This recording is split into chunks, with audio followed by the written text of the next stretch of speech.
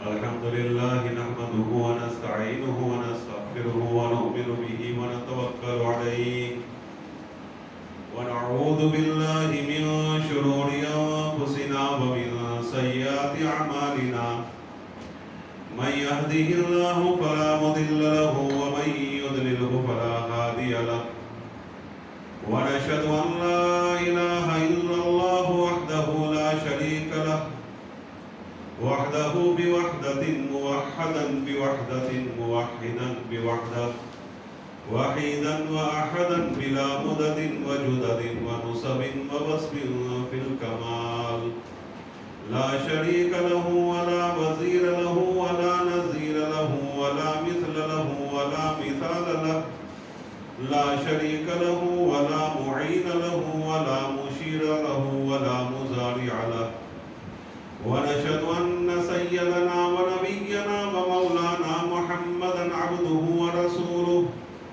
إمام المشرقين وإمام المغربين رسولا مكيا مدنيا هاشميا قريشيا كروبيا روحانيا ريحانيا نبيا تقيا نقيا وليا دريا شمسيا قمريا بدريا بشيرا نذيرا وصلى الله تعالى عليه وعلى آله وسلم تسليما كثيرا كثيرا أما بعد فأعوذ بالله من الشيطان الرجيم بسم الله الرحمن الرحيم وما كان الله ليعذبهم وأنت فيهم وما كان الله معذبهم وهم يستغفرون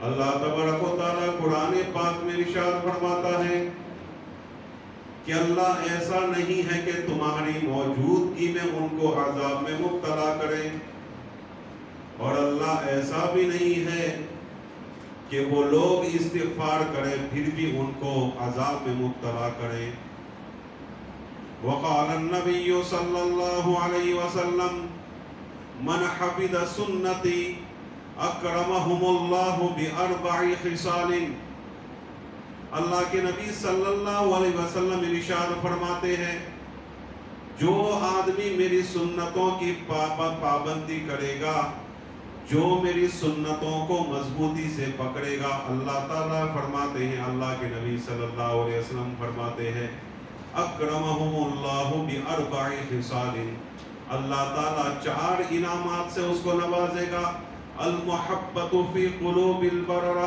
پہلا انعام یہ ہوگا کہ اللہ تعالیٰ نیک لوگوں کے دلوں میں اس کی محبت ڈال دیں گے الہیبت فی قلوب الفجرہ اور اللہ تعالیٰ دوسرا انعام یہ دے گا کہ اللہ تعالیٰ ظالموں فاسقوں فاجروں کے دلوں میں اس کا رعب ڈال دے گا الثقۃ فی الدین تیسرا انعام سنتوں پر عمل کرنے اور سنتوں کو مضبوطی سے پکڑنے کا یہ ہوگا کہ اللہ تعالیٰ اس کو دین پر جمع دیں گے والسعۃ فی الرزق اور چوتھا انعام یہ اللہ تعالیٰ عطا فرمائے گا کہ اللہ تعالیٰ اس کی روزی کو عام کر دے گا اللہ تعالیٰ اس کی روزی کو وسیع کر دے گا صدق اللہ مولانا العظیم وصدق رسولہ النبی الکریم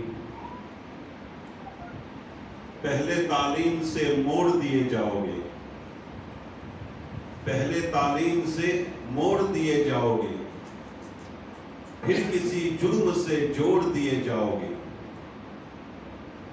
آپس میں ہاتھ ملا کر ایک دوسرے کے زنجیر کی طرح رہو آپس میں ہاتھ ملا کر ایک دوسرے کے زنجیر کی طرح رہو ورنہ کسی دھاگے کی طرح توڑ دیے جاؤ گے محترم بھائیو دوستو بزرگوں ابھی میں نے آیت شریفہ آپ حضرات کے سامنے تلاوت فرمائی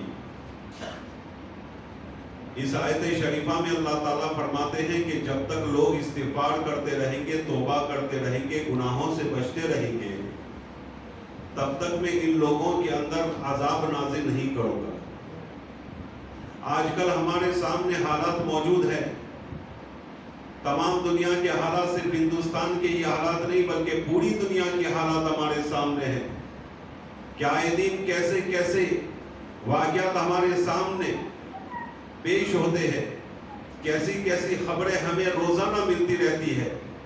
ہر روز کوئی ایسی خبر ہوتی ہے, کوئی ایسے حالات ہمارے سامنے آتے ہیں جو ہمارے دلوں کو چیر کر رکھ دیتے ہیں, ہمارے دلوں کو زخمی کر کے رکھ دیتے ہیں, ہمارے دلوں کو مغموم کر کے رکھ دیتے ہیں. ایسے حالات روزانہ کہیں نہ کہیں سے ہمیں سننے کو ملتے ہیں.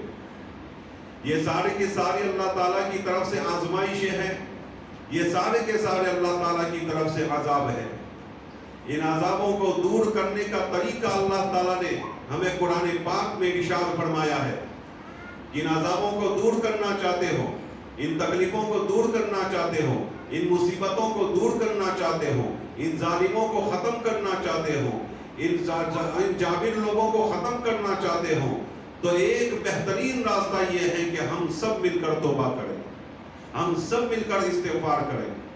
اور یہ اللہ تعالیٰ کی طرف سے آزمائش اور یہ عذاب, یہ مصیبتیں, یہ پریشانیاں کبھی اس لیے ہوا کرتی ہے کہ ہم کو اللہ جھنجھوڑنا چاہتا ہے, اللہ تعالیٰ ہمیں جگانا چاہتا ہے, اللہ تعالیٰ ہمارے ایمان کو مضبوط کرنا چاہتا ہے. اللہ تعالیٰ ان مصیبتوں میں, ان چیزوں میں مبتلا کر کے, ان پریشانیوں میں مبتلا کر کے اللہ تعالیٰ ہمیں تیار کر رہا ہے.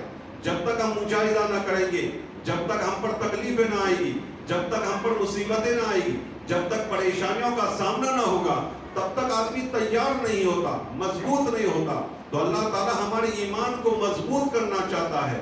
کبھی اللہ کا ارادہ یہ ہوتا ہے کہ میرے بندے جو مجھ سے غافل ہو چکے ہیں, جو مجھ سے دور ہو چکے ہیں, میری طرف متوجہ ہو جائے, میرے پاس آ جائے. یہ سارے کے ساری وجہ ہوتی ہے. اللہ چاہتا ہے کہ ان مصیبتوں کے ذریعے, ان تکلیفوں کے ذریعے, ان مظالموں کے ذریعے, ان تنگیوں کے ذریعے, ان چیزوں کے ذریعے اللہ چاہتا ہے کہ میرا بندہ میری طرف متوجہ ہو جائے. جب آدمی پر اللہ تعالیٰ بہت ہی نعمتیں بچھاتا رہتا ہے اور نچھاور کرتا رہتا ہے, اور جب آدمی متوجہ نہیں ہوتا تو پھر اللہ کیا کرتا ہے, تھوڑی تھوڑی مصیبتیں دیتا ہے, تھوڑی تھوڑی تکلیفیں دیتا ہے, تاکہ آدمی توبہ اللہ کرے اور میری طرف متوجہ ہو جائے. ایک آدمی کانٹریکٹر تھا, انجینئر تھا, اس نے بہت بڑی بلڈنگ 5-6 منزلہ 10 منزلہ 20 منزلہ بنائی. اب وہ جب دیکھنے کے لیے آیا, پہلی منزل, دوسری منزل, تیسری منزل, چوتھی منزل, آخری منزل پر پہنچا اور سب کچھ دیکھنے کے بعد اس کو خیال آیا کہ یہاں اوپر جو چیزیں پڑی ہوئی ہے اس کو حفاظت سے کہیں رکھی جائے, اس کے لیے مزدور نیچے ہیں تو اس کو بلایا جائے. چنانچہ اس نے اوپر سے جھانک کر دیکھا تو ایک مزدور نیچے کام کر رہا تھا. اس نے آواز دی کہ بھائی اوپر آؤ, ارے بھائی میرے سامنے دیکھو. اب وہ بار بار چل رہا ہے لیکن بلڈنگ اونچی تھی, اوپر سے اس تک آواز نہیں پہنچ رہی تھی. اب اس نے کیا کیا, اس نے اس کی طرف ایک سکہ ڈالا. اب وہ کام کرتا جا رہا ہے, سکہ اس کے قریب میں پڑا, اس نے سکہ اٹھا لیا. اس نے 5 کی نوٹ ڈالی, اس نے غنیمت سمجھ کر جیب میں ڈال دیا, اوپر نہیں دیکھ رہا ہے کہ بھئی کہاں سے آ رہی ہے. اس نے 100 کی نوٹ ڈالی, اپنے جیب میں ڈال دی.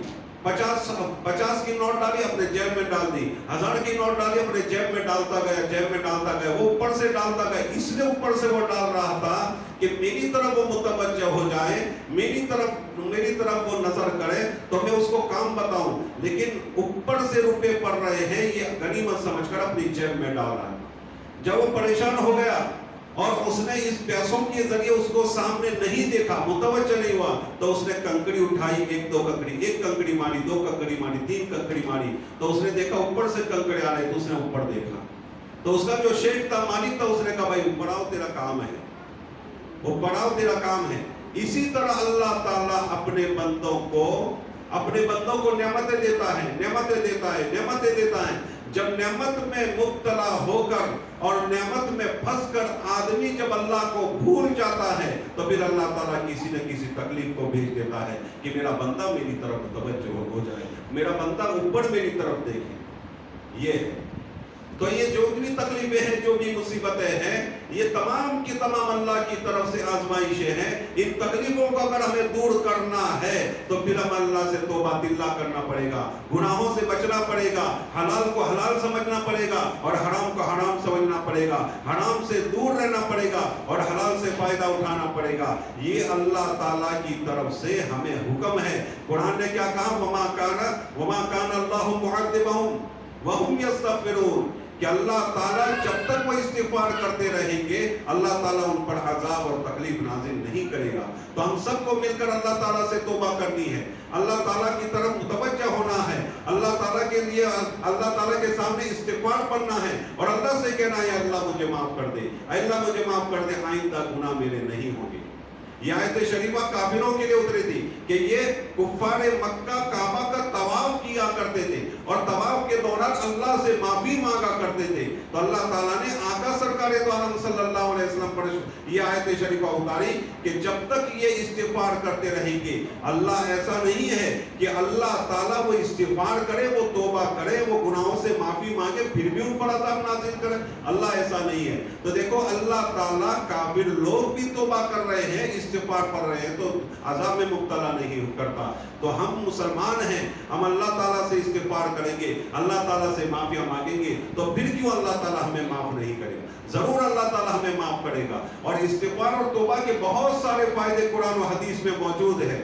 حضرت نوح علیہ السلام کہتے ہیں فَقُلْتُ اسْتَغْفِرُوا رَبَّكُمْ إِنَّهُ كَانَ غَفَّارًا يُرْسِلِ السَّمَاءَ عَلَيْكُمْ مِدْرَارًا وَيُمْدِدْكُمْ بِأَمْوَالٍ وَبَنِينَ وَيَجْعَلْ لَكُمْ جَنَّاتٍ وَيَجْعَلْ لَكُمْ أَنْهَارًا. اللہ تعالیٰ قرآن میں فرماتا ہے, حضرت حسن بصری رحمۃ اللہ علیہ کے پاس ایک شخص آیا اور کہنے لگا حضرت مال میں بہت کمی ہے, تنگی ہے, کچھ مل نہیں رہا ہے, روزی سے پریشان ہوں, حضرت کا استغفار پڑھو. دوسرا آدمی آیا اور کہنے لگا حضرت میری اولاد نہیں ہے, سال ہر سال گزرے ابھی تک اولاد نہیں ہوتی ہے, حضرت کوئی وظیفہ دو. حضرت نے کہا استغفار پڑھو. کسی نے کہا حضرت میرے کھیت ویران ہو گئے اور غلہ نہیں اگڑا ہے, حضرت نے کہا استغفار پڑھو. کوئی آیا اور کہنے لگا حضرت میرے یہاں پانی نہیں آتا, میں پریشان ہوں, اور آسمان سے پانی نہیں برستا, میں پریشان ہوں, مجھے کوئی وظیفہ دیجئے. حضرت نے کہا استغفار کرو. اس وقت وہ ایک آدمی مرید وہاں موجود تھا کہ جو بھی آئے اس کو استغفار تلقین کر رہے ہیں, جو بھی آیا اس کو کہا استغفار پڑھو, استغفار پڑھو. حضرت حسن بصری رحمۃ اللہ علیہ سے پوچھا حضرت فلاں آیا, آپ نے کہا استغفار پڑھو. پانی والا آیا, آپ نے کہا استغفار پڑھو. اور غلہ والا آیا, اس نے کہا, آپ نے کہا استغفار پڑھو. جس کے پاس مال نہیں تھا وہ آیا, اس کو کہا استغفار پڑھو. جس کی اولاد نہیں ہو رہی تھی اس کو کہا کہ استغفار پڑھو. سب کو ایک ہی وظیفہ. حضرت نے کہا قرآن کہہ رہا ہے, یہ میں نہیں کہہ رہا ہوں, قرآن کہہ رہا ہے کہ جب تم استغفار کرو گے تو اللہ تعالیٰ کیا کرے گا, آسمان سے بارش برسائے گا, برکت کی بارش, رحمت کی بارش, پانی کی بارش, جس سے غلہ اگے گا تو تمہارے کھیت لہلا اٹھیں گے. یعنی اللہ تمہیں خوب روزی دے گا, اللہ مال دے گا, اللہ تمہیں اولاد دے گا, اور اولاد وہ فرما بردار ہوگی تمہاری. پھر وَيَجْعَلْ لَكُمْ أَنْهَارًا, تمہاری جنت بنا دے گا اللہ تعالیٰ, اور تمہارے لیے نہر اللہ تعالیٰ نہریں بہا دے گا. یعنی دنیا بھی تمہاری آباد کر دے گا, آخرت بھی اللہ تعالیٰ آباد کر دے گا. تو اتنی طاقت ہے استغفار کے اندر. اور آگے کیا ہے, ایک جگہ پر کیا کہتے ہیں اللہ تعالیٰ, ارشاد فرماتے ہیں وَيَزِدْكُمْ قُوَّةً إِلَىٰ قُوَّتِكُمْ. جب تم اللہ سے توبہ کرو گے, استغفار کرو گے, تو اللہ تعالیٰ تمہاری روز بروز طاقت کو بڑھائے گا, روز بروز طاقت اللہ بڑھائے گا. کس سے؟ استغفار سے. خالی استغفار کافی نہیں ہے, ہمیں استغفار کے ساتھ استحضار بھی ہونا چاہیے ہمارے گناہ کیا کیا ہے, اور استحضار کے ساتھ ساتھ ہمیں ان گناہ سے بچنا بھی پڑے گا. ایسا نہیں ہے کہ آدمی سردی کی گولی لیتا رہے, سردی کی دوا لیتا رہے, اور پیچھے سے کیا کرتا رہے, اور آگے وہ کیا کرتا رہے کہ ٹھنڈا پیتا رہے, اور برف وغیرہ پیتا رہے, کھاتا رہے. اگر یہ کرتا رہے گا تو پھر گولی کا کوئی اثر نہیں ہوگا. تو آدمی استغفار کرے, اللہ سے توبہ کرے, اور گناہ سے نہ بچے تو اس استغفار کا کوئی فائدہ نہیں. اس لیے آدمی کو چاہیے کہ استغفار کے ساتھ استحضار اور اللہ تعالیٰ سے سارے گناہوں کی معافی مانگ کر گناہوں سے توبہ کر لے, اور کبھی وہ گناہ نہ کرے. تو پھر اس استغفار میں یہ طاقت ہوگی, استغفار میں اتنی طاقت پیدا ہوگی تو اللہ تعالیٰ ہماری طاقت کو بڑھا دے گا. پھر ہمیں کوئی ٹہس نس نہیں کر سکے گا, کوئی ہمیں ہلا نہیں سکے گا, کوئی ہمیں دگمگا نہیں سکے گا, کوئی ہمیں چھیڑ نہیں سکے گا. کیوں؟ طاقت بڑھ گئی. تو ہمیں ان چیزوں کی طرف ذرا دھیان دینا ہے. حضرت یونس علیہ السلام مچھلی کے پیٹ میں چلے گئے, وہاں انہوں نے دعا کی لا الہ الا انت سبحانک انی کنت من الظالمین. اب کیا ہے, اللہ تعالیٰ نے اس دعا کی برکت سے، اس آیت شریفہ کی برکت سے ان کو نجات دے دی۔ کہاں سے نجات دے دی؟ مچھلی کے پیٹ سے جو اندھیرا تھا، مچھلی کے پیٹ میں، سمندر کے پیٹ میں جو دوسرا اندھیرا تھا، اور رات کی اندھیری، ان تمام اندھیریوں سے اللہ تعالیٰ نے حضرت یونس علیہ السلام کو آزاد کر دیا۔ حضرت علامہ ابن تیمیہ رحمۃ اللہ علیہ لکھتے ہیں کہ جو بھی آدمی لا الہ الا انت سبحانک انی کنت من الظالمین کا ورد رکھے گا تو اللہ تعالیٰ یہ جتنے بھی اندھیریاں ہیں، یہ ظلم و زیادتیاں ہو رہی ہے، یہ جتنی بھی تکلیفیں ہیں، یہ جتنی بھی مصیبتیں ہیں، جتنی بھی پریشان حال ہیں، روزی کے اعتبار سے ہو، جس اعتبار سے ہو، ظالم کے اعتبار سے جتنی بھی پریشانیاں ہیں، تمام کی تمام پریشانیوں کو اللہ تعالیٰ جس طرح حضرت یونس علیہ السلام کو ان اندھیریوں سے آزاد کیا اور ان اندھیریوں سے اللہ تعالیٰ نے ان کو باہر نکالا، اسی طرح جو مومن یہ آیت شریفہ پڑھتا رہے گا اللہ تعالیٰ اس کو ان تمام اندھیریوں سے نکال دے گا،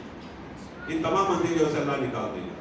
تو اللہ ہمیں سب کو مل کر اپنے آپ کی فکر کرنی ہے، اپنے آپ کے ساتھ ساتھ اپنے بچوں کی، اپنے اولاد کی، اپنے بیوی بچوں کی فکر کرنی ہے۔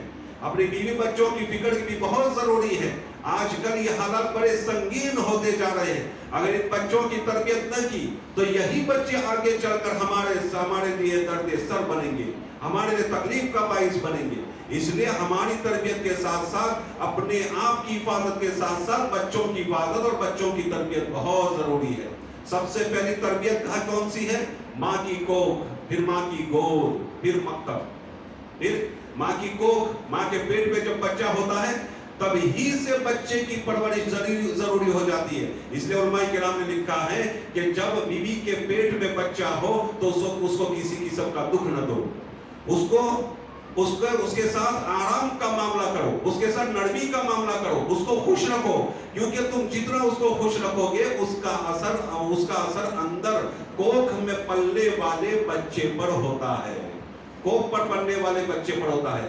اسی لیے کتابوں میں آتا ہے ماں اگر اچھا سوچتی ہے تو اس کے اثرات بچے پر اندر پڑتے ہیں، ماں اگر گندا سوچتی ہے تو اس کے اثرات بھی اندر بچے پر پڑتے ہیں، اور اس کو خبریں ملتی رہتی ہیں۔ ہم کو ایسا لگتا ہے یہ بے حس ہے، یہ بے حس ہے، بے جان ہے، ایسا نہیں ہوتا، اس کو بھی ساری چیزوں کا پتہ چلتا ہے، ساری انفارمیشن، ساری خبریں ملتی ہیں کہ تیری ماں اچھا سوچ رہی ہے، اس کو خبر مل جاتی ہے، تو اس بچے کو وہ بچہ اسی پیرائے میں ڈھلتا ہے، اسی مزاج میں ڈھلتا ہے کہ ماں اچھا سوچ رہی ہے تو بیٹا بھی اچھا بنے گا، بیٹی بھی اچھی بنے گی، اولاد بھی اچھی بنے گی۔ اگر ماں گندا سوچے گی تو اس کے اثرات بچوں پر پڑیں گے۔ اس لیے ہمیں چاہیے کہ جب سے بچہ ماں کی کوکھ میں ہو تبھی سے اس کی تربیت کی فکر کرے۔ اللہ تعالیٰ کی طرف سے بھی اشارے ہوتے ہیں، اللہ تعالیٰ کی طرف سے بھی اشارے ہوتے ہیں۔ حضرت علامہ سیدی سختی رحمۃ اللہ علیہ فرماتے ہیں کہ ایک مرتبہ میں سوچ رہا تھا کہ اللہ تعالیٰ نے انسان کا منہ کھانے کے لیے بنایا ہے، جب ماں کے پیٹ میں بچہ ہوتا ہے تو اس کو ایک پائپ جوڑ دی جاتی ہے، اس کی ناف کے ساتھ، ڈوٹی کے ساتھ، اس کی ناف کے ساتھ جوڑ دی جاتی ہے، اور اسی سے اس کو کھانا پہنچایا جاتا ہے۔ حالانکہ اس کا منہ موجود ہے تو آخر کیوں اس کو کھانا منہ سے نہیں دیا جاتا اور ناف کے ذریعے دیا جاتا ہے؟ تو حضرت فرماتے ہیں میں سوچ رہا تھا اللہ نے میرے دل میں یہ بات ڈالی، کیونکہ بچے کا کھانا جو ماں کی کوکھ میں، ماں کی پیٹ میں ہوتا ہے وہ خون ہوتا ہے، اور خون ناپاک ہوتا ہے۔ تو اللہ تعالیٰ کا یہ نظام ہے، اپنے بندے کو اللہ تعالیٰ سمجھانا چاہتا ہے، اے میرے بندے خون ناپاک تھا، تیرے منہ سے میں نے نہیں جانے دیا۔ کیوں؟ اس لیے کہ خون ناپاک تھا، تیرے منہ سے میں خون اندر جانے دیتا تو ایک ناپاک چیز کو تو کھانے والا ہوتا۔ میں نے یہ خون کو تیرے ناف کے ذریعے اندر داخل کیا تاکہ تیرا منہ ناپاکی سے گندا نہ ہو۔ اے میرے بندے، جب میں نے تیری ناپاکی سے، حرام سے پیٹ میں تیری حفاظت کی ہے، تو جب تو پیدا ہو جائے اور تب سمجھدار ہو جائے تو ان ناپاکیوں سے، ان گندگیوں سے، ان حرام چیزوں سے ہمیشہ بچتے رہے۔ امام بخاری رحمۃ اللہ علیہ فرماتے ہیں کہ آدمی جب کھاتا ہے تو پینے کی چیز کا راستہ ایک ہے، کھانے کی چیز کا راستہ ایک ہے، لیکن نکلنے کے لیے الگ الگ راستے ہیں۔ آدمی پیتا ہے پانی، شربت پیتا ہے تو منہ سے پیتا ہے، کھاتا ہے منہ سے کھاتا ہے، لیکن جانے کا راستہ ایک ہے لیکن نکلنے کے راستے دو رکھے ہیں۔ یہ اللہ کی قدرت ہے۔ حضرت فرماتے ہیں میں سوچ رہا تھا کہ یہ کیوں ہے، تو حضرت فرماتے ہیں میرے دل میں اللہ نے بات ڈالی کہ انسان اگر دونوں کا راستہ ایک ہی رکھتا، یعنی لکوڈ کا راستہ، پیشاب کا راستہ اور بہانے کا راستہ ایک رکھتا تو آدمی کو جو پیشاب ہے، جو ناپاکی ہے، جو لکوڈ ہے، وہ ہمیشہ بہتی رہتی اور انسان پورے دن ناپاک رہتا، ہر وقت ناپاک رہتا. اس لیے اللہ تعالیٰ نے اندر جانے کے بعد راستے الگ الگ کر دیے، راستے الگ الگ کر دیے. اس میں انسان کو ہدایت دی گئی، اے انسان میں نے دیکھو تیرے پاک رہنے کے کتنے میں نے اسباب بنا دیے. کیسے میں نے اسباب بنا دیے؟ جب میں تیرے پاک رکھنے کا یہ اسباب بنائے ہیں تو تجھے سمجھنا چاہیے کہ تجھے پوری زندگی پاک رہنا چاہیے. بعض لوگ ہوتے ہیں کہ ناپاکی میں اپنی زندگیاں گزار رہے ہوتے ہیں، بھائی نماز پڑھ لو، میں ناپاک ہو، میں نہیں آ سکتا. مسلمان کبھی ناپاک رہتا ہی نہیں ہے. یہ اللہ تعالیٰ کا نظام ہے، یہ اللہ تعالیٰ کا حکم ہے. مسلمان نہ ناپاک رہتا ہے نہ گندا رہتا ہے. مسلمان صاف بھی رہتا ہے اور پاک بھی رہتا ہے. یہ مسلمان ہے. مسلمان ہمیشہ صاف رہے گا اور ہمیشہ پاک رہے گا. بہرحال تو ہمیں اپنے بچوں کی فکر ماں کی کوکھ سے کرنی ہے. ماں کے پیٹ اس کا پہلا مدرسہ ہے اور دوسرا اس کا مدرسہ ماں کی گود ہے. ماں کے بہت سارے واقعات آپ کے سامنے ہوں گے. اور تیسرا اس کا مدرسہ ہے مکتب. تیسرا اس کا مدرسہ ہے مکتب. مکتب ہمارے لیے بہت ضروری چیز ہے. اگر ان مکتبوں کی ہم نے حفاظت نہ کی اور اپنے بچوں کو ریگولر ان مدرسوں میں ہم نے نہ بھیجا تو یہی بچے آگے چل کر ہمارے لیے بہت ہی زیادہ نقصان کے باعث بنے گی. آج کل ہم دیکھ رہے ہیں کتنی لڑکیاں غیروں کے ساتھ بھاگ رہی ہیں. کتنے ہی بچے ایسے ہیں جو غیروں کے راستوں پر چڑھ چکے ہیں.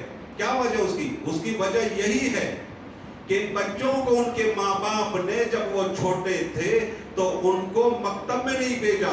اگر بھیجا بھی تو کبھی بھیجا کبھی نہیں بھیجا، کبھی گئے کبھی نہیں گئے. تو وہ علوم جو بچپن میں ان بچوں کے دلوں پر راسخ ہونا چاہیے تھا، ان بچوں کے دلوں میں چوٹ جانا چاہیے تھا، ان بچوں کے دلوں میں نقش ہو جانا چاہیے تھا، ان بچوں کے دلوں میں اتر جانا چاہیے تھا، وہ علوم ان کے دل میں نہیں گئے، ان کے اندر نہیں گئے تو آج یہ حالات ہے. حضرت مفتی شفیع صاحب رحمۃ اللہ علیہ فرمایا کرتے تھے کہ ہم نے کچھ لوگوں پر ریسرچ کیا جو شریعت مطالعہ کے بارے میں اولفل بکنے والے تھے کہ نماز کچھ نہیں ہے، فلاں کچھ نہیں ہے، فلاں کچھ ہے، حالانکہ مسلمان ہیں پھر بھی وہ اس طرح بک رہے تھے. جب ہم نے انکوائری کی اور ہم نے ریسرچ کیا اور ان کے بارے میں تحقیق کی تو پتا چلا یہ وہ لوگ ہیں جن کو ان کے ماں باپ نے بچپن میں مکتب میں نہیں بھیجا تھا. مکتب میں جو پڑھائی جاتی ہے، جو اس کے استاد پڑھاتے ہیں، جو ان کے حافظی پڑھاتے ہیں، جو ان کے عالم پڑھاتے ہیں، بچوں کے دلوں کے اوپر ایسے نقش ہو جاتا ہے جیسے پتھر کے اوپر کوئی لکیر ہم بنا دیتے ہیں، کوئی نقشہ کر کے کوئی نقش کر دیتے ہیں اور نقش جو پتھر پر ہوتا ہے وہ ہمیشہ رہتا ہے. اسی طرح بچوں کے دلوں پر بچپن کی تعلیم، مکتب کی تعلیم ایسی راسخ ہو جاتی ہے کہ مرتے دم تک اس کی رہنمائی کرتی رہتی ہے. ہمارے یہاں 2002 ہوا ہمارے گجرات میں اور بہت سارے مسلمانوں کو مار دیا گیا، بہت سارے مسلمان مرحوم ہو گئے. اللہ تعالیٰ ان سب کی بال مغفرت فرمائے، اللہ تعالیٰ ان سب کو جنت الفردوس نصیب فرمائے. اس دنیا سے وہ لوگ رخصت ہو گئے. لیکن کتنا بڑا ہنگامہ ہوا تھا اس وقت باہر نکلنا مشکل تھا، کرفیو تھا، کھانے پینے کے لیے کوئی چیزیں نہیں تھی. عیسائی مشنری ہمارے یہاں گودرا کے قریب اطراف میں آئی. اب وہ مال دے رہی تھی، سامان دے رہی تھی، اناج دے رہی تھی، کھانا دے رہی تھی، پینا دے رہی تھی، بہت کچھ دے رہی تھی. دیتے ایک چیز کی وہ تبلیغ کرتی تھی. وہ تبلیغ کیا ہوتی تھی کہ بولو تم یہ کس نے تم کو دیا؟ عیسیٰ مسیح نے دیا، یسوع مسیح نے دیا، ایسا بولو. یہ تم کو کون دے رہا ہے؟ لو یہ یسوع مسیح دے رہا ہے. اس طرح وہ دیتے تھے اور بیچارے کچھ مجبور ہوتے تھے، لے کر نکل جاتے تھے. ایک بچہ 10 سال کا سامنے کھڑا ہے، جب اس نے کلمہ سنا تو وہ یہ سب سن رہا تھا. کبھی کا وجہ کہیں دور جاتا ہے، کبھی قریب آتا ہے، کبھی دور جاتا ہے، پھر وہ چلا نہیں لینا مجھے. تو کچھ اس کے ساتھیوں نے کہا، بچوں نے کہا لے لینا چاہے تجھے، لیا نہیں. بہت قریب آ کر تو چلا گیا. ارے تیرے گھر میں بھوک مرا ہے، تیرے گھر میں کچھ ہے نہیں، تیری ماں اکیلی ہے، تیری ماں بیوہ ہے، تیرا باپ تو ہے نہیں، تیرا باپ کو تو مار دیا گیا، تو کچھ لے لیتا. میں کیوں لوں؟ میں نہیں لوں گا. اور میں یہ تو اللہ کو چھوڑ کر کسی اور کو، اللہ کو چھوڑ کر کسی اور کا کلمہ پڑھا رہے ہیں اور کسی اور کے بارے میں کہہ رہے دینے والا کوئی اور ہے۔ اللہ کو اللہ دینے والا ہے، اللہ کے سوا کوئی دینے والا نہیں ہے، کوئی دینے والا ہے۔ اس لیے میں ان کے پاس سے کچھ نہیں، چاہے میں مر جاؤں۔ تحقیق کی گئی یہ چیز اس نے کہاں سیکھی؟ اس کو جب پوچھا گیا اور تحقیق کی گئی اور اس کو لے کر بیٹھے تو یہ جب اس کو پوچھا گیا کہاں تم نے سیکھا؟ کہ میرے استاد نے مجھے کہا تھا، میرے استاد نے مجھے کہا تھا مدرسے میں کہ اللہ کے سوا کوئی کچھ دینے والا نہیں۔ یہ تو یہ مکاتب کے اثرات ہوتے ہیں، مکاتب کے اثرات ہوتے ہیں۔ ایک بچہ اپنی ماں کے تلووں کے اندر تیل لگا رہا ہے، 1 دن ہو گیا، 2 دن ہو گئے، 3 دن ہو گئے، ماں نے پوچھا بیٹا کیا بات ہے؟ چند دنوں سے میں دیکھ رہا ہوں پر یہ خدمتیں کر رہا ہے، کبھی تو میں تجھے کہتی تھی بیٹا فلاں چیز لیا تھا، میں کام میں ہوں، میں کھیل رہا ہوں، کام بھی نہیں کرتا تھا، آج کیا ہو گیا تجھے؟ چند دنوں سے تیرا مزاج بدلا نظر آتا ہے، کیا بات ہے؟ تو وہ بچہ کہنے لگا کہ میرے استاد نے کہا ہے کہ جنت ماں کے قدموں کے نیچے ہے، تو میں ماں کے قدموں کے نیچے جنت تلاش کرتا ہوں۔ یہ کہاں اس کو سبق ملا؟ یہ درس کہاں ملا؟ یہ رہنمائی کہاں ملی؟ یہ تعلیم کہاں اس کو ملی؟ مکتب۔ اس لیے ہمارے بچوں کو ریگولر مدرسے میں بھیجو۔ کوئی دن ایسا نہ ہو کہ بچے مدرسے نہ گئے ہوں، اور ہمارا ٹیوشن کا وقت بالکل مدرسے سے الگ رکھو۔ ٹیوشن بھی بھیجو گے اور اسکول بھی بھیجو گے تو بہت سی مرتبہ ایسا ہوتا ہے کہ 8 بجے 8:30 بجے 9 بجے بچے کے لینے کے لیے ماں جاتی ہے، باپ جاتے ہیں کہ رجا دے دو، بھائی کیا ہے ٹیوشن جانا۔ نہیں، مدرسے کا وقت بالکل الگ ہوگا اور اسکول کا وقت بالکل الگ ہوگا۔ ابھی سے بچوں کے دلوں کے اندر جیسا تم علم ڈالو گے، تعلیم ڈالو گے، جیسے اخلاق ڈالو گے، وہ مرتے دم تک رہے گی، وہ مرتے دم تک رہے گی۔ مدرسے کی تعلیم مرتے دم تک رہے گی۔ حضرت لقمان حکیم رضی اللہ تعالیٰ عنہ علیہ السلام فرمایا کرتے تھے کہ بچوں کو چھوٹے پن میں تعلیم دینا ایسا ہے جیسے ایک چھوٹے سے پودے کو پانی دینا۔ اب اس پودے کو پانی دیتے دیتے اگر تم سنبھالو گے اور سیدھا اس کو کرو گے، وہ سیدھا جائے گا، اور اس کو یوں ہی چھوڑ دو گے وہ ٹہرا جائے گا۔ اسی طرح بچوں کو علم کی تعلیم کا پانی پہنچاؤ، تعلیم کا پانی پہنچاؤ۔ جیسا تم پانی اس کو پہنچاؤ گے ویسی ہی اس کی تربیت ہوگی، ویسی اس کی تربیت ہوگی۔ اس لیے ہم سب کو یہ ارادہ کرنا چاہیے اور پکا ارادہ کرنا چاہیے کہ ہمارے ان بچوں کی تعلیم پر ہم پوری نظر رکھیں گے، اور ہمارے بچوں کو مکتب میں ہم ضرور بھیجیں گے، اور بھیجیں بھی کیسے؟ فکر کے ساتھ بھیجیں گے، بھی کیسے؟ فکر کے ساتھ، اور ریگولر بھیجیں گے۔ بچوں کو بھیجنا نہیں پڑے گا، ایسا نہیں کہ آج گیا کل نہیں، اس سے بہت بڑا نقصان ہوتا ہے۔ ہمارے استاد کبھی کہا کرتے تھے کہ بیٹو گھر حاضری نہ کیا کرو۔ اب وہ کہاں سے لائے، کون سی کتاب سے لائے پتہ نہیں، لیکن وہ اتنے درد بڑے الفاظ میں کہتے تھے اور اس انداز میں کہتے تھے، ہمارے دل پر اس کا اثر ہوتا تھا۔ بیٹو گھر حاضری نہ کرو، 1 دن کی گھر حاضری سے 40 دن کی برکت اٹھ جاتی ہے۔ تو ہمیں بھی ایسا لگتا تھا، گھر حاضری کرنے پر بہت ہمیں دکھ ہوتا تھا، غیر حاضری کرنے پر ہمیں فکر ہو جاتی تھی کہ یہ کیا ہو گیا۔ ہمارے دلوں میں یہ چیزیں ہوتی تھی، وہ اس انداز میں کہاں کرتے تھے۔ تو یہ بھی ہو سکتا ہے کہ برکت اٹھ جائے، ہم بچے کو 1 دن نہ بھیجے، 1 دن بھیجا تو برکت اللہ تعالیٰ اٹھا دے۔ تو ان بچوں کی طرف بہت ہی ہمیں دھیان دینے کی ضرورت ہے، ورنہ کہتے ہیں کہ اتنے لاکھ بچیاں ہماری چلی گئی۔ آپ تحقیق کیجئے، ابھی کا سروے ایسا ہے کہ ان بچوں کی طرف تحقیق کی گئی، انکوائری کی گئی کہ آخر ایسا انہوں نے کیوں کیا، تو پتا چلا انکوائری اور تحقیق کرتے کرتے اس نتیجے پر پہنچے کہ ان بچوں نے بچپن میں مکتب کی تعلیم نہیں لی تھی، بچپن میں ان کے ماں باپ نے مکتب کی تعلیم پر دھیان نہیں دیا تھا۔ اس کی وجہ سے یہ ساری کی ساری بچیاں اور یہ جو بچے غیر مسلموں کے ساتھ شادی کر رہے ہیں، یہ تمام کے تمام بچے انہی گروپ میں سے ہیں جنہوں نے مکتب کی تعلیم نہیں۔ اللہ کے نبی صلی اللہ علیہ وسلم کے پاس ایک آدمی آیا اور کہنے لگا کہ حضور میرا بیٹا میرا کہا نہیں کرتا، مجھے کچھ دیتا نہیں ہے، میری خدمت نہیں کرتا۔ تو اللہ کے نبی صلی اللہ علیہ وسلم نے بیٹے کو بلایا، آؤ بھائی سامنے بیٹھو، تمہارا باپ شکایت کر رہا ہے تمہاری، तुम्हारी शेख हजरत उमर के पास, अल्लाह के नबी के पास नहीं, हजरत उमर के पास। हजरत उमर ने सामने बिठाया, भाई क्यों तेरे बाप की नाफरमानी का खिदमत नहीं करता, कहाँ नहीं करता? तो कहने लगा, हजरत मुझे इतना बताइए कि खाली बाप के बच्चे के ऊपर बाप के खाली हुकूक होते हैं कि बाप पर भी औलाद के हुकूक होते हैं? हजरत उमर रज़ियल्लाहु ताला ने कहा कि बाप पर भी बेटों के हुकूक होते हैं, औलाद के हुकूक होते हैं। क्या हुकूक होते हैं? तो हजरत उमर रज़ियल्लाहु ताला ने कहा कि जब वो बच्चे की मां लाना चाहे तो देख कर लाए, वो दीनदार होनी चाहिए, वो दीनदार होनी चाहिए। आजकल तो ये सारा रिवाज निकलता जा रहा है, दीनदार लड़की को देखा ही नहीं जाता। सामने अच्छी लड़की है, खूबसूरत लड़की है, मादा लड़की है, शादी करनी चाहते हैं, चाहे उसके अखलाक कैसे हो।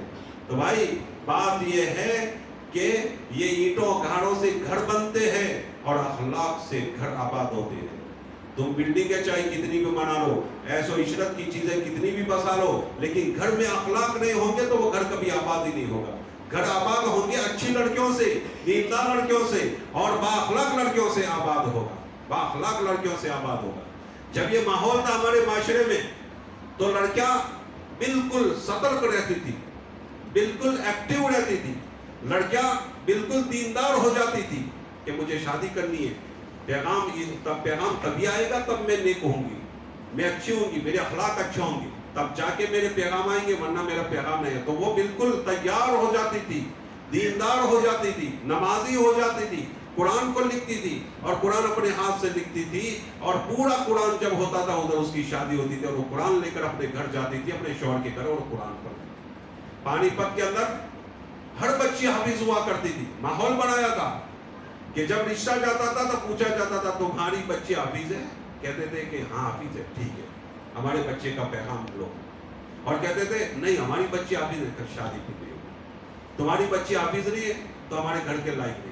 एक माहौल बनाया था तो घर घर में बच्चे हाफिज हुआ करती थी। तो ऐसा माहौल बनाओ, लड़कियां लड़की देख कर लाए कैसे कि अखलाक वाली है कि नहीं, दीनदार है कि नहीं। जब ये माहौल बनाएंगे तो आने वाली औरत दीनदार होगी, आने वाली तो औरत दीनदार होगी तो पूरा घर दीनदार हो जाएगा। और आगे आने वाली औरत अगर दीनदार नहीं होगी, बाअखलाक रहेगी, तो पूरा घर बेसुकून, बेचैनी की नजर हो जाएगा, बेचैनी के हवाले हो जाएगा। तो हज़रत उमर रज़ियल्लाहु ताला ने कहा कि जब वो उसकी मां लाना चाहे, यानी शादी किसी से करना चाहे, तो देख कर करे कि नेकूकार है। दूसरा, जब बच्चा पैदा हो उसका अच्छा नाम रखे, उसका अच्छा नाम रखे। और तीसरा ये कि जब बच्चा थोड़ा बड़ा हो जाए तो उसको कुरान की तालीम। अब कितने लोग हैं जो अपने बच्चों को कुरान की तालीम देते, कितने लोग हैं जो अपने बच्चों को मकतब में भेजते हैं, रेगुलर बच्चों को भेजते या नहीं भेजते? बता दो कितने ही लोग ऐसे हैं कि अपने बच्चों को भेजा ना भेजा।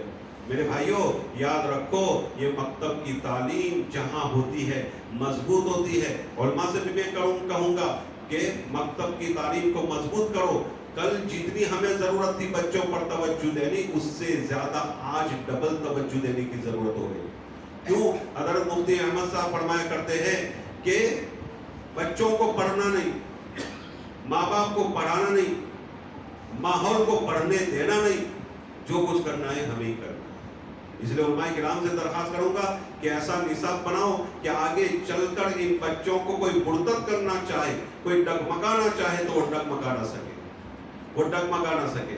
इनको बहकाना चाहे वो बहका ना सके। कैसे कैसे फिरके अब टूट पड़े हैं, कैसे कैसे फिरके रोजाना नमूदार होते हैं, कैसे कैसे लोग आकर कैसी कैसी तबलीगें करते हैं। अगर मकतब की तालीम मजबूत होगी, मकतब की तालीम अगर सही दी होगी, तो इंशाअल्लाह ये बच्चे कभी डगमगाएंगे नहीं, कभी भी मुर्तद नहीं होंगे और कभी भी रास्ते से भटकेंगे नहीं। इसलिए आज इरादा करके उठो सबके सब कि इंशाअल्लाह हमारे बच्चों को रेगुलर तब मकतब में भेजेंगे, और जब तक ये बच्चे मकतब में नहीं जाएंगे तब तक हम चैन से नहीं बैठेंगे, और हमारे मकातिब की जो तालीम है उसको मजबूत करेंगे, उसको मजबूत करेंगे। दुआ करें अल्लाह ताला कहीं सुनी बातों पर हमें अमल करने की तौफीक नसीब फरमाएं। और ये जो तूफान उठा है, हमारी नौजवान बच्चे रुखसत हो जाती है, गैरों के हवाले हो जाते हैं, गैरों के वहाँ चली जाती है, और फिर हिंदू रीति रिवाज के मुताबिक वो अपनी शादी करके टीला लगा के इस्लाम को छोड़ देती है। इंशाअल्लाह ये طوفان جو کھڑا ہوا ہے ہمارے بزرگان دین بڑی فکر کر رہے ہیں، دعا کر رہے ہیں انشاءاللہ یہ طوفان تھمے گا اور ان کو احساس ہوگا کہ ہم نے بہت بڑی غلطی کی ہے، اور یہ احساس ہو ہی رہا ہے تو ہماری بچوں کی طرف بھی توجہ کرو، اور یہ موبائل ہے اس کو ختم کرنے کی کوشش کرو، کم سے کم ہم استعمال کرو اور بچوں کو بھی استعمال سے بہت دور رکھو، اور 7 سال کی عمر تک تو کوئی بچہ موبائل دیکھے نہیں ایسا کرو، ورنہ بہت بڑا نقصان ہوگا۔ ایک طرف انگارہ ہو اور دوسری طرف موبائل ہو، اور ہمیں اختیار دیا گیا ہو کہ تمہارے بچے کے ہاتھ میں ان دونوں میں سے ایک چیز رکھنی ہے، یا انگارہ رکھ دو یا موبائل رکھ دو، دونوں میں سے جو رکھنا چاہو رکھو، یہ اختیار دیا گیا ہو تو ہمیں چاہیے کہ ہم انگارہ بچے کے ہاتھ پر رکھ دیں، لیکن موبائل کبھی اس کے ہاتھ میں نہ رکھیں، موبائل اس کے ہاتھ میں کبھی نہ رکھیں۔ یہ موبائل کی وجہ سے بہت ہی بربادیاں پیدا ہو رہی ہیں، بہت ہی خرافات پیدا ہو رہی ہیں، بہت ہی زیادہ ہمارا معاشرہ برباد ہوتا جا رہا ہے، بہت ہی زیادہ ہمارا معاشرہ برائیوں کی طرف لپکتا جا رہا ہے۔ یہ سارے کے سارے یہ طوفان یہ برائیاں اسی موبائل کی وجہ سے ہے۔ تو ہمیں چاہیے کہ ہم خود کم سے کم موبائل کو استعمال کریں، اور یہ فیس بک ہے، یہ جتنی بھی چیزیں اس کو ختم کرنے کی کوشش کریں، یہ گروپ ہے اس کو ختم کرنے کی کوشش کریں، تو انشاءاللہ ہمارا گھر سکون کا گہوارہ ہوگا۔ ورنہ یاد رکھیں 10 سال کے بعد 15 سال کے بعد ہم ایسی نسل کو دیکھیں گے اس موبائل کی وجہ سے، جو نسل ماں باپ کی نافرمانی ہوگی، وہ جو نسل جنسی اعتبار سے نامرد ہوگی، جنسی اعتبار سے کمزور ہوگی، وہ نسل ہم دیکھیں گے جو رشتہ داروں سے بھاگیں گے، ایسی نسل کو دیکھیں گے جو خود قرض ہوگی، کسی کا ساتھ دینے والی نہ ہوگی، ایسی نسل ہوگی جو کانوں سے بہری ہوگی، ان کو بہت کم سنائی دیتا ہوگا۔ ایسی نسل ہم تیار کریں گے اگر اس سے نہ بچیں، اگر ان موبائل سے اپنے بچوں کو ہم نے نہ بچا اور خود نہ بچے۔ اللہ تعالیٰ کا ان سنی باتوں پر عمل کرنے کی توفیق نصیب فرمائے۔ واخر دعوانا الحمدللہ۔ سنتیں پڑھ لیں۔